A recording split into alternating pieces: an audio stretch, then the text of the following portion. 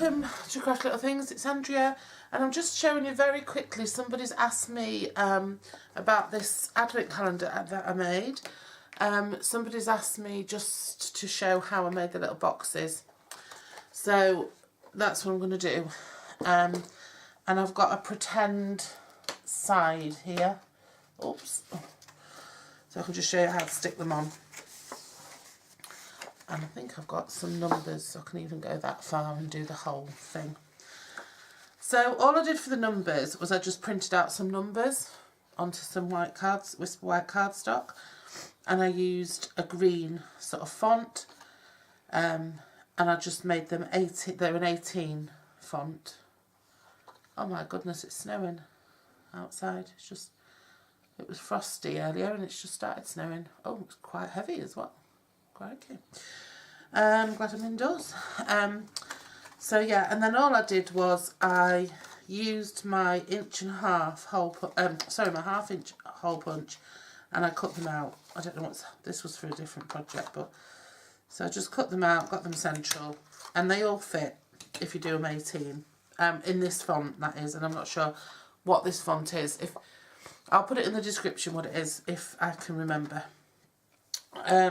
But it is quite a Christmassy sort of font if you ask me. Anyway, so for the box then,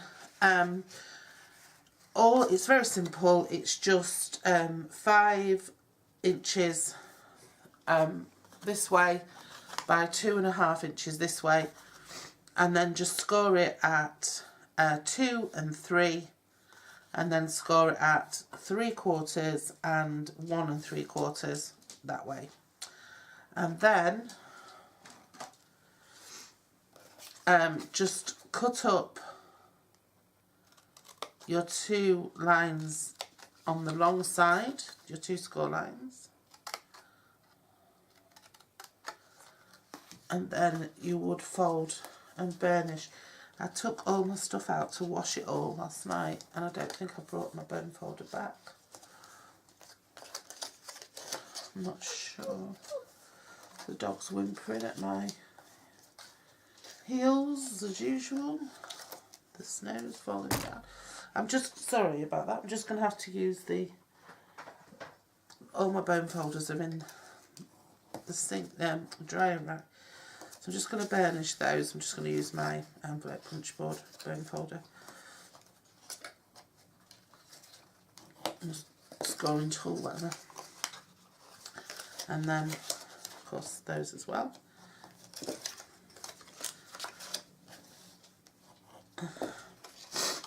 And then, sorry, I'm still full of cold. And then I'm just going to cut a notch in this bottom flap in the middle, just so it fits nice and snug. And I found that with this size on the 4x11.5 sides, you can fit 4 on each side, and if you're doing a 6-sider, that's what you need. So I'll show you how to fit them on in a minute, because there is a little thing that you do need to be aware of. Right, so then you can use glue or tape, and the snow is really coming down fast now. My daughter's here at the minute from Wales, and hopefully this isn't going to affect her plans for the weekend or her travel back on Monday.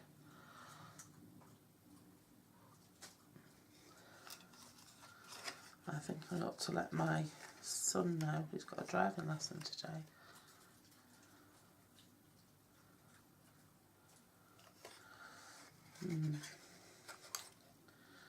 Right, so just glue it together, glue the sides together. You will have a little bit of overlap, but don't worry about that.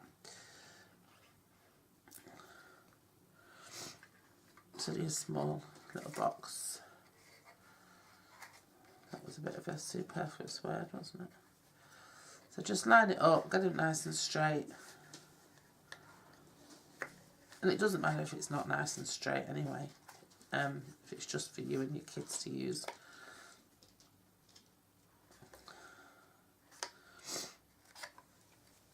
And then all you do, just use your bone folder just to press those joins down a bit.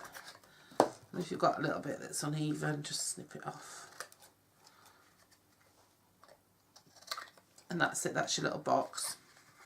And then what I did just to cover up these pieces was I got a strip of DSP, which was 7/8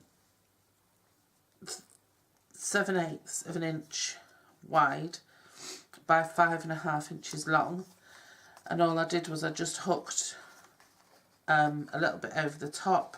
I just glued it first of all, so I put some glue on,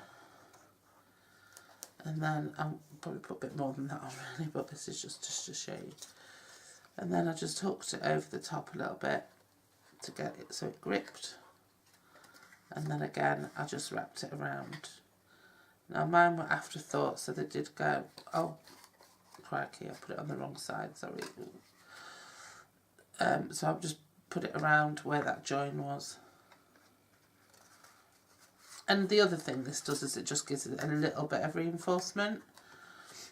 Not massive amounts, but a little bit.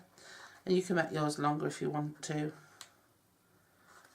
I did toy with the idea originally of having these go right into the box and not being glued on the inside, so that you could pull them like little, so they'd lift the sweet out like little tabs, but in the end I didn't do that.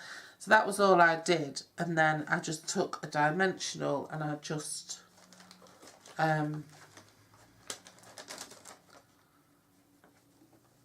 stuck it on the back here of the number, and they just fitted perfectly behind the number.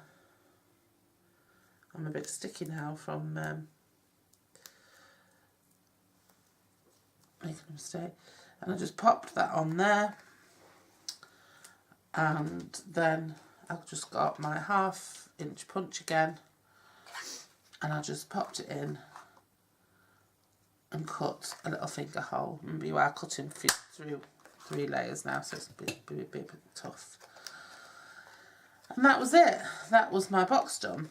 And then what I found was I could fit 2 here, 1 here and 1 here, but you do have to leave space to get your sweet out. But I found that even the ones that are really close together, you can do that. And if you've got like candy canes, or if you're going to fill it with other things, like, I don't know if you just saw, but when I picked that one up, it had little pots of glitter in the boxes instead of sweets. So you might want to fill it with little craft sheets if you're going to put it, take it to a class or something like that, or have it in your shop or something. Yeah, so I put 1 there, and then I alternated my layers here, because otherwise you get this convergence at the top. It's not 1 inch wide at the top, so everything will cramp together. So I put 1 up, 1 down, 1 up and down. So I just moved these 2 up, as you can see, slightly.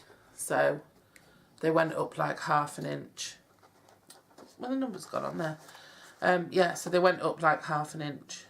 Okay, and that's how I did the little boxes. And they're just perfect. They're a perfect size. Like I say, if you're going to get a little thing of glitter, or, you know, these sort of pre-wrapped sweet little miniatures, Twixes and Mars bars and things, they're just perfect size for that. Okay, so I hope that was useful, and join me again for my next project.